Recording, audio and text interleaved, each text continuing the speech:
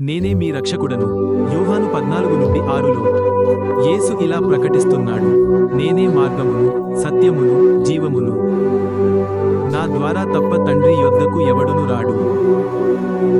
విశ్వాసం అనేది నియమాలు లేదా సంప్రదాయాలకు సంబంధించినది కాదని ఈ మాటలు మనకు గుర్తు చేస్తాయి. యేసే దేవుని వద్దకు వెళ్ళే మార్గం. ఆయనను అనుసరించడమంటే ప్రేమ, శాంతి మరియు ఆధ్యాత్మిక పరిపూర్ణత వైపు నడవడమే. ఆయన తానే సత్యమని చెప్పినప్పుడు వాస్తవమైన మరియు శాశ్వతమైన వాటన్నిటిని ఆయన బయలుపరుస్తాడు. గందరగోళంతో నిండిన ఈ ప్రపంచంలో యేసు దేవుని ప్రేమ హృదయాన్ని చూపించే వెలుగు. జీవంగా ఆయన ఉనికి కంటే ఎక్కువ అందిస్తాడు, ఇస్తాడు.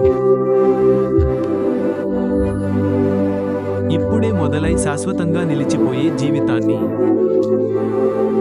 ఆయన సందేశం బహిష్కరణ కాదు, ఆహ్వానం.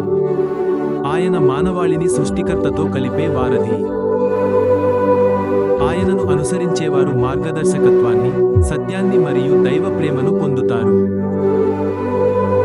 ఈ సందేశం మీ హృదయాన్ని తాకితే అవసరంలో ఉన్న వారితో పంచుకోండి.